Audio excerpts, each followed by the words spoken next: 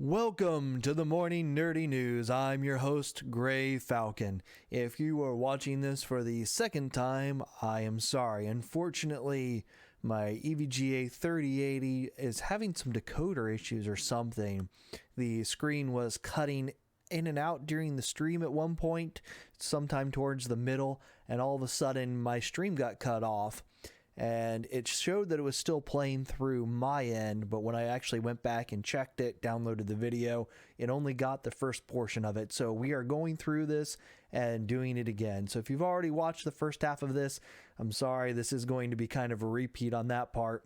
But otherwise, we're going to get this all set up and ready to go for other channels and get the rest of the information in here that you might have missed from before. But first off, we're going to go off with a little bit of self-promotion for my wife for Geeky Gifts by Amber. You can check out her Facebook page and you'll be able to see all kinds of different images of all the different things she makes. You can place an order with her there through Square. You can set up a purchase through her Etsy shop, or you can simply find out where her store is and go in and make an actual purchase in person from the craft store that she has set up if you're in the area. But she makes incredible things like the hat that I'm wearing today. You can see the mask that I have on down in the bottom corner, as well as several other hats that we have that she makes and just gives her own personal twist to and look. You can custom order things. So if you are a fan of a particular character but want it to be unique to you, you can contact her and she will make a unique gift for you, such as cutie marks, where she's had people contact her to get pony hats made and they wanted their own special cutie mark and special look for their pony. As we've had celebrities come in and purchase items of hers as well, so you can go through, look through the photos of those and see what people have picked up in the past. So make sure you check out her store. Again, that's facebook.com/geekygifts by Amber. All right, we're going to go ahead and start getting into the news now. And we're going to start off with news about the availability of the new game consoles at stores on launch day. So the other day it was announced by PlayStation that you weren't going to be able to actually purchase a console in store. You're going to have to do it online. And Xbox has followed suit and said, no, you're not getting consoles in line at a store. You purchase it on the website and go and pick it up. Well, as I predicted yesterday with, as I had stated about the 3080, where they said, we're not getting them in store. We're only selling them online. We'll ship them to you, or they can be shipped to the store and you can pick it up once it ships to here. But we're not actually getting any stock to be kept in store. The same is going to be true for launch day consoles at Best Buy. Now, if you've already pre-ordered, don't worry. You're still going to get your console and have a pickup time at your local Best Buy to go get your system. But for the launch day ones, they're not available. They aren't going to have them. You're going to have to fight for them online at Best Buy in order to get them.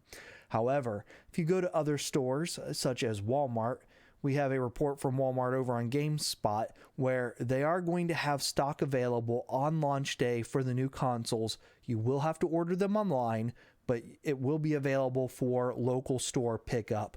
So you'll go in. So for instance, at 12 p.m. on November 10th for the Xbox. Now this is the only time for Xbox. They're going to go live with the new consoles, and you can go in, place your order, and then schedule a pickup time for it that same day at your local Walmart. So that'll help keep the whole issue with scalpers down, because they'll only be able to purchase what they can pick up from the local store, and the local store should be restricting it to one purchase per household. So it's unlikely that you're going to get the bots in there that are going to go in and try and purchase up a whole bunch of different consoles. This will help prevent that type of thing from happening. However, on the PlayStation side, there's going to be significantly more stock available. So if you go over to Walmart, you'll be able to place an order at 12 p.m., 3 p.m., 6 p.m., or 9 p.m. Eastern Time on the 12th, and have multiple chances in order to make that purchase and then be able to go there and pick it up with a scheduled delivery same day. And we don't have confirmation from other stores, but I went over to Target's website and it looks like they are offering same day pickup as well on launch day, but they don't have an official announcement about that. They just kind of have a little blurb on their page that leads you to believe that you'll be able to pick it up in the store, but you can't purchase it in the store the same way Walmart is doing.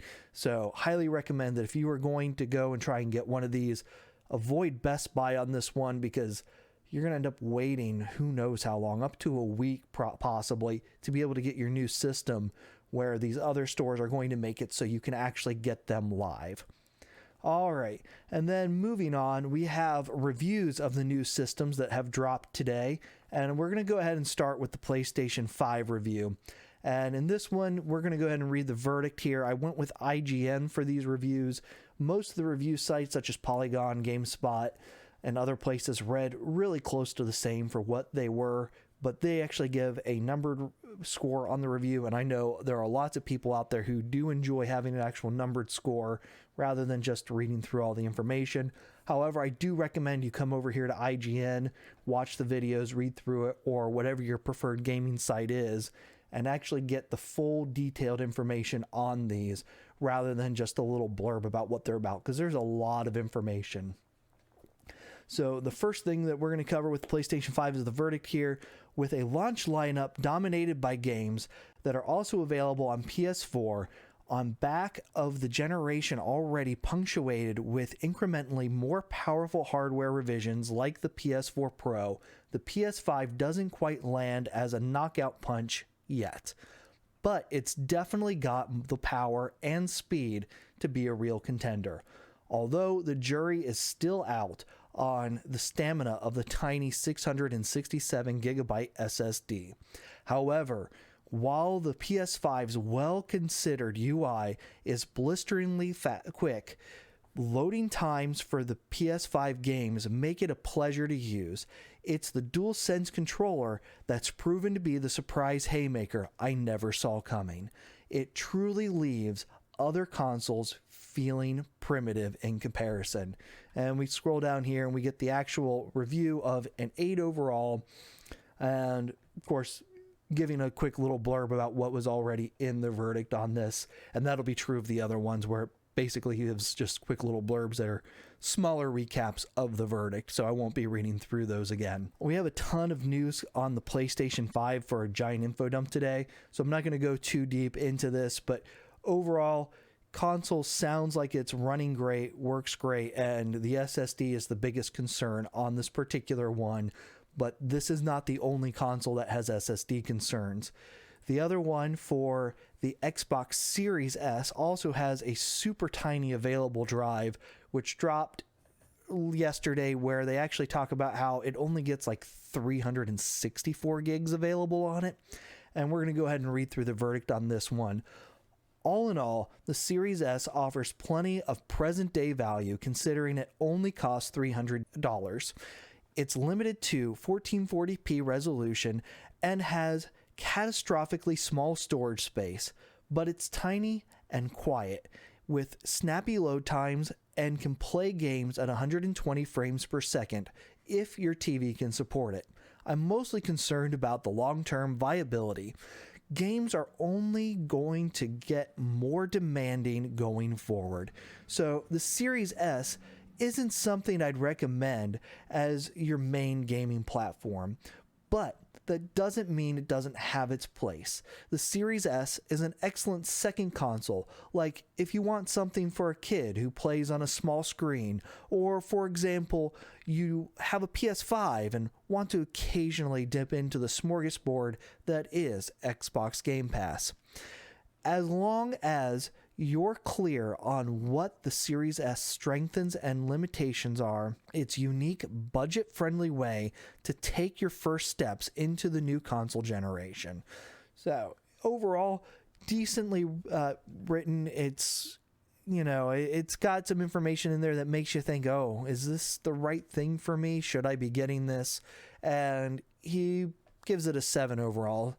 And of course, as something that only has a small hard drive, without xCloud not being currently available for the consoles, which this would probably be an excellent setup and price entry for the series systems to go in and purchase this for your multiplayer games. So you have your multiplayer games set up on this. You're able to play Call of Duty or Halo or whatever you want with your friends online, but then you use xCloud in order to play your single player games and get that more demanding visual fidelity out of it, where you're going to want those crisp, clean details looking as good as possible. As of right now, that doesn't exist for these consoles, so it's kind of hard for him to recommend this, and it's not surprising that we see that.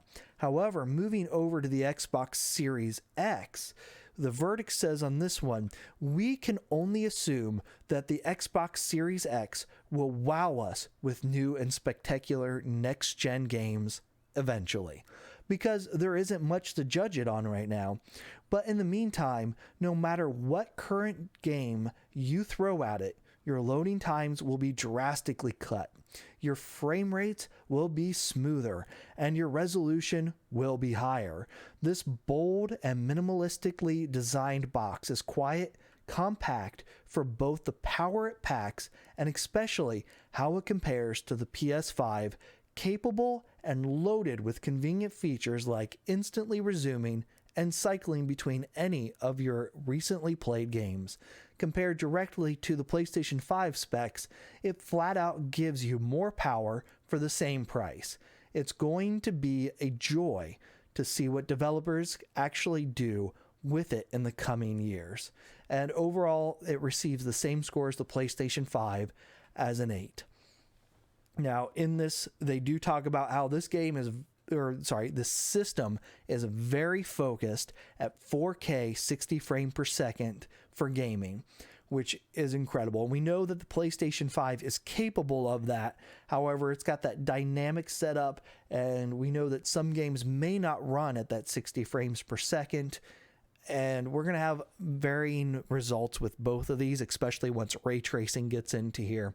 So everything with a grain of salt right now, because right now we expect that the Series X looks like it is going to have more power. It is taking advantage of AMD's new architecture that effectively allows the CPU to have full access to the GPU memory, and it will fully download and put the game areas into the memory of the GPU to allow faster loading times and get through areas much quicker without having to worry about having that information process from the hard drive to the CPU and from the CPU through the RAM and down into the graphics card to make things work. With the new Infinity setup that they've talked about, this will have extremely fast setup for that. However, the PlayStation side is taking something closer to what we've seen with NVIDIA on PC, where they have a custom I/O setup. So it has almost instantaneous connection with the SSD and can load everything from there at near real time in order to pull information in and load stuff up. So between these, we don't know if one's going to have an advantage in one way versus another. So it's entirely possible that while you're in a game area, that the Xbox Series X will perform better while, in a certain city block or an area because it's already preloaded onto the graphics card memory. Or if perhaps over on the first load in when things are first being pulled into the system, if the PlayStation 5 is going to have an advantage with getting those new areas loaded in faster because of how it's set up to pull that information directly from the SSD. So that's yet to be seen. But as of right now, it looks like we are going to get some incredibly good looking and high performing games on the Xbox. We just don't know when we're going to get those. And everything we've seen from third party shows that everything is very much going to be set up on an even playing field between these. And if they're developing for one, they're probably developing for both at the same level. So don't expect a lot of difference between the third party games. It's really going to be first party where we're going to see this stand out. And right now, PlayStation is the only one with first party to show that off. All right, and so our next information comes in for some Xbox exclusives have much smaller file sizes on the Xbox Series S than the Series X. So this is good information to know that when you come in and you go to download a game, because it's not able to perform at the same graphic fidelity as the Series X, the Series S will have lower download files. So Gears 5, for instance, is 71.9 gigabytes versus 55.1 gigabytes on the Series S. And then for Forza, same kind of thing, 84.6 on the Series X versus 71.4 on the Series S. And Sea of Thieves showing a big difference of 46.6 versus 1702 on the Series S. But right now, these are all first-party titles, so we don't really know whether or not this is going to take place for third-party. Right now, we do know that Call of Duty for the new Cold War is going to take up a ton of space. We're talking 130 gigs, and that's going to eat up a huge chunk of what the Series S can do. And even if they have that reduced a little bit, it's still going to be most of that system's capability. And I wouldn't expect most third-party games are going to optimize for the Series S in the same way that they optimize for the Series X and the PlayStation 5, because they're just closer in performance, and I have a feeling that the S is just kind of going to be an afterthought on that. And now we have a ton of PlayStation news. This is going to be a giant PlayStation 5 dump, so if you want, just after this video is up and posted on YouTube, perhaps just zoom forward and get into the later part of this if you're not interested in the PS5 information. But for those that are, be prepared, because there's a lot of information, and I'm just going to try and go through it as quick as possible, because most of these, the headlines kind of speak for themselves for what's going on. First up, PlayStation 5 doesn't feature Xbox Series X/S style quick resume game swapping. So we kind of already expected this to happen. They do say that it is possible for them to implement this feature later on, but right now, if you're playing one game and you swap to another, you don't get the quick resume between two different games. The PlayStation 5 does have a quick resume setup available for it for a single game, kind of way the Xbox One has quick resume, or the PlayStation 4 has that in a way where it just kind of loads up your game where you left off, but it's not going to actually give you the jump back and forth between two games like the Xbox Series systems do as of right now, if ever. And then we have additional information about the SSD, where Sony has confirmed that the PS5 won't support SSD storage expansion at launch. And right now, as far as I know, the Samsung 980 is the only one that appears to be fast enough for expansion.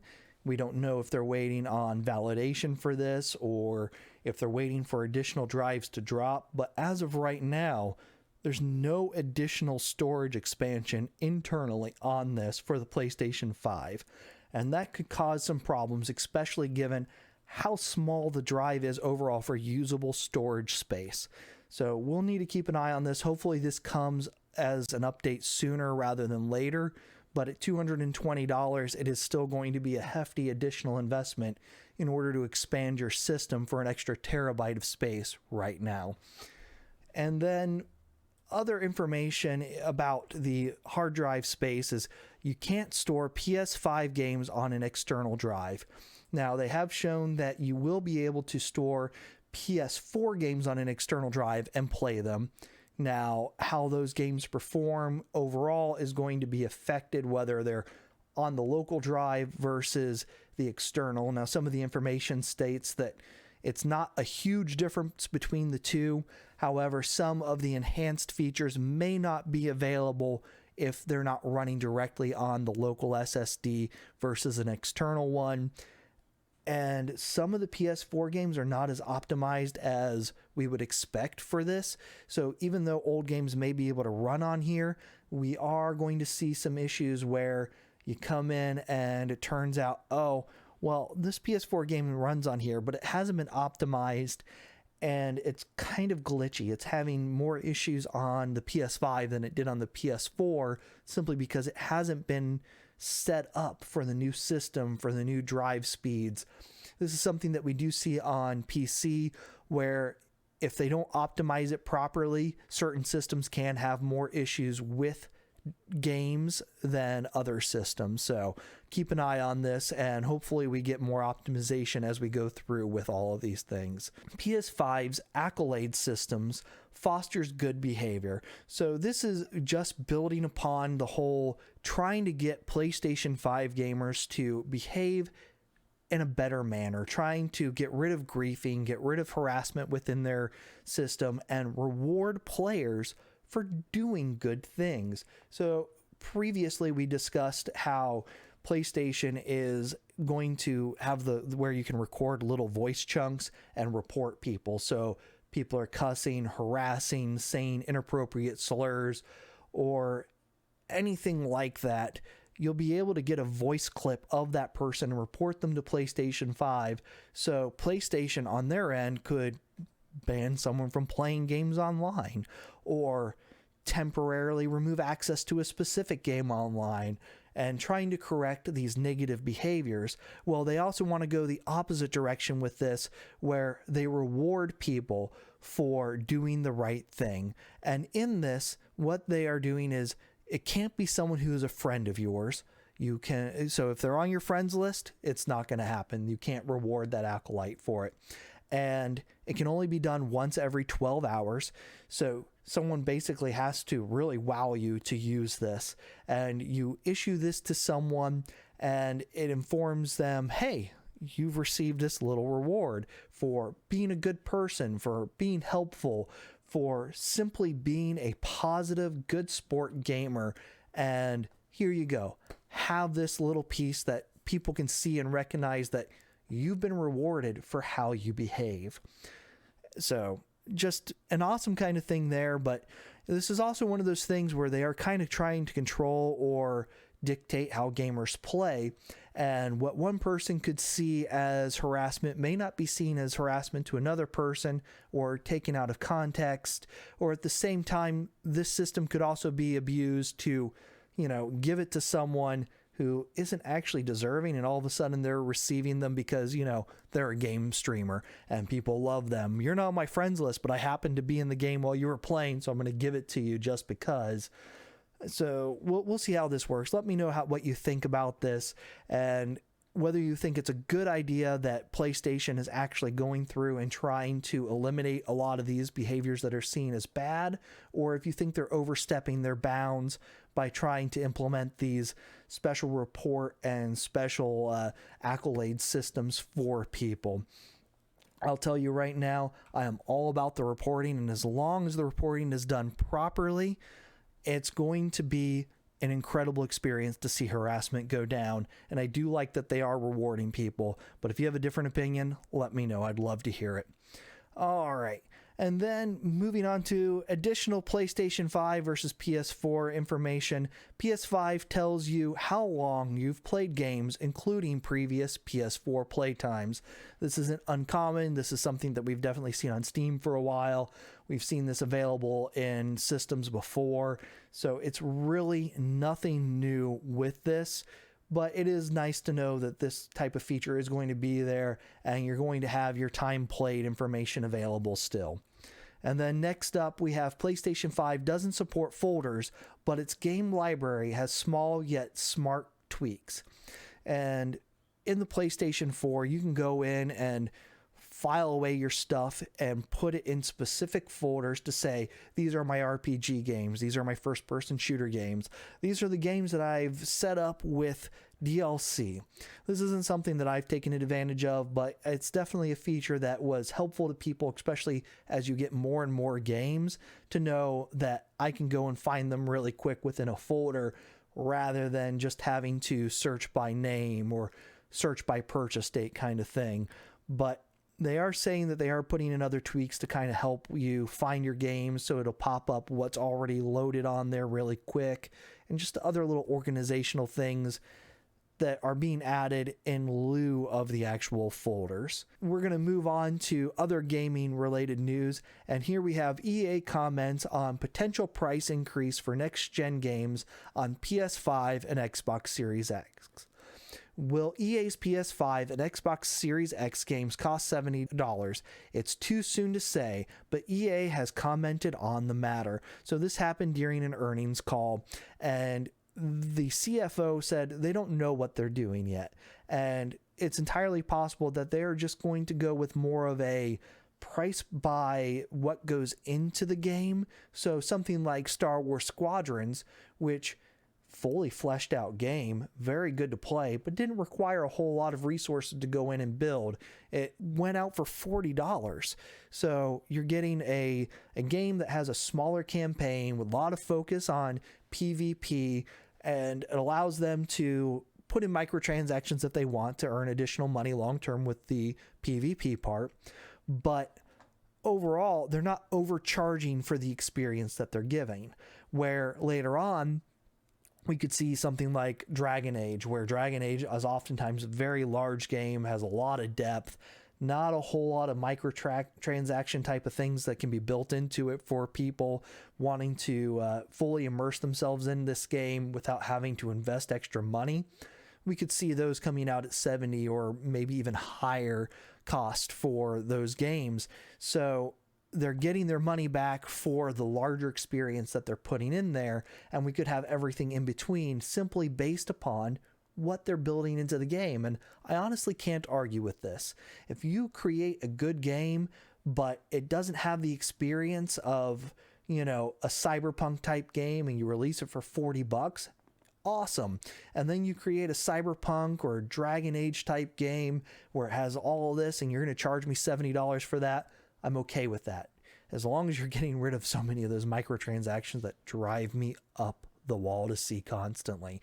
So this is good overall for the consumer if this is the direction they choose to go with it. And next up, we have the review for Spider-Man Miles Morales, and this is on IGN again. Once again, there are other reviews out there, but I've chose them simply because they still do the review number, and I know so many people like to actually see that number rather than have it just be the overall impressions. However, I do recommend, again, go through, read all the information, because a game is not bundled up into a number. A game is bundled up into the impressions of the reviewer, and different reviewers might give the same score for different reasons and have different experiences. So make sure you go and check those out beyond this. But the verdict: Marvel's Spider-Man Miles Morales may not be quite as packed with content as the original, but it stands out as an essential story in Insomniac's Spider-Verse. It earns its spot as a fantastic follow-up, telling a wonderful Miles-specific story while improving upon the fundamentals of the first game with distinctive moves and enemies. And it's an excellent way to break in your new PlayStation 5. It looks spectacular, loads fast, and makes fun use of the DualSense controller, the directional audio, and more. But regardless of which generation you play it on, it's worthy follow-up to one of the best superhero games ever made. So this is a game that I highly recommend that you go and read up on and find out more about. The original Spider-Man was incredible. This game looks beautiful. Now, keep in mind that purchasing this game does not automatically upgrade your PlayStation 5 for the original Spider-Man on the PS4. It is going to require the $70 purchase. So again, we have one of these tiered pricings where this game isn't as large as the first Spider-Man on the PS4, but it comes in at a $50 price. But if you want the extra feature boost for your older game, you have to spend $70 to get that. And there's no other way to get that currently than buying this with that extra boost at $70, which to me, that seems like the wrong choice. That seems like kind of a money grab for them to be like, oh, toss in an extra $20 so we can give you this feature that they're giving away free on so many other games for these upgrades. I don't know that they've put in enough work to make it worthwhile to spend that extra $20 to go in and replay this. But if you haven't played it already, the $70 probably isn't a bad deal, because you'd be buying that other game for $20 probably on sale anyways, just for the PS4 version, and then you're also getting this as well. And then we head over to news from Take-Two, where CEO believes more merge acquisitions are coming after Microsoft's Bethesda deal.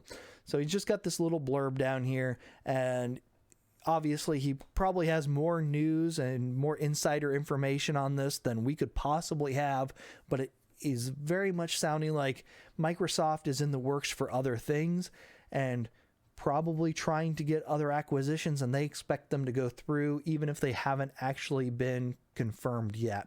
And he also talks about how their company has $2.4 billion in cash, they have no debt, and they are aggressively working to build their business. So it's possible that either A, they are trying to use this as enticing Microsoft to come in on a deal with them, or just an existing deal, but they haven't finalized the numbers yet, or they could possibly be trying to purchase another studio themselves in order to expand their own content that they put out. And next we have information from GameStop. So the other day we reported on this, where basically GameStop was putting out a TikTok competition where they wanted employees to dance, where they could have the chance to win a Visa gift card, an Amazon Echo 8, and I believe there's one other prize that was in there, but they've canceled this because the way it was presented, it seemed like it was possible that only the manager was going to get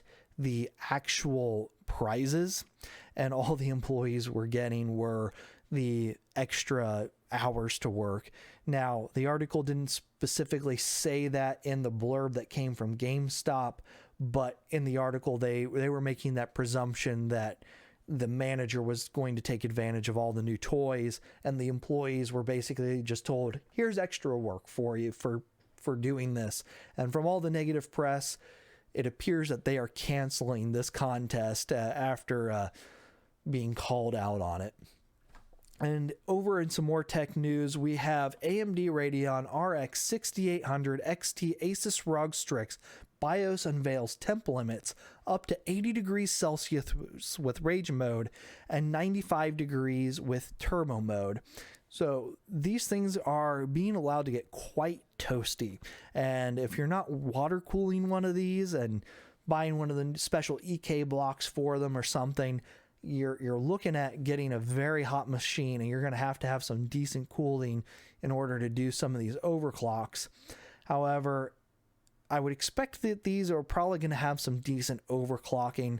Nothing confirmed yet. We should have videos out here soon because these cards are coming up here in just a couple of days. So we'll probably get the reviews either the day before or the same day as release of these. Now, the third-party cards are not coming out day and date for the most part. They are going to be a week or two afterwards. That's especially true with the 6800 XT and the 6900 XT because they're still working on getting those, testing them, and the reference cards are just about to release here in a couple of days. And we have additional information from Asus, which warns of low AMD Radeon RX 6800 XT stock. And they talk about how AIB custom cards to launch 1 to 2 weeks later, which of course would be like Asus for their cards coming out. Now, keep in mind that overall these availabilities are only based off of what Asus is seeing. They don't mention anything about the 6800, so it's possible that the 6800 XT has stock issues, but the 6800 could be very prevalent and very available, and that's going to be the lower cost of these, coming in at about $580 and outperforming the 3070 at that cost. But of course, that is also for an $80 premium in comparison. Now, if you did manage to grab yourself one of the new processors, I recommend you go over and check out all the reviews on those as well, because Linus Tech Tips did a single review that showed all the processors. Gamers Nexus did an individual review for every processor and got very in-depth. So if you want to learn a lot about them, there's the place to go to learn a lot of information about each individual one. And then Jay's 2 cents, Jay's 2 cents, he did primarily just the high end for the 5950X and the 5900X for his review. But overall, all the way down to the 5600X in gaming outperformed Intel's top performing CPU, the i9-10900K. And that's a mouthful, I know. But That's their top end one. Costs like $500+ in order to get your hands on it, and it's being outperformed by a $300 CPU in gaming. Now, once it gets to multi-threading, that's a different case because the Intel still has more cores than the 5600X, so it does do better in that regard. But once you get up to equal price, so looking at like the 5900X, that one is blowing it out of the water in multi-core performance. And you just go over, watch those reviews, because there's a lot of great information going on those. I didn't want to put up a bunch of graphs and things because this is already a longer than normal video. Perhaps we'll cover those tomorrow if the news isn't so heavy and hectic with information. But I recommend going out and checking their things because there's a lot of good information. And these graphics cards here are going to perform better with one of those. So if you managed to scoop one of those up yesterday, be ready to fight to try and get one of these to get that extra performance out of it. But that's going to be it for today. Remember, click the follow button if you haven't already. Follow me over on YouTube as Gray Falcon, GRAY_Falcon, and follow me on Twitter as the Gray Falcon. Until next time, have a good one.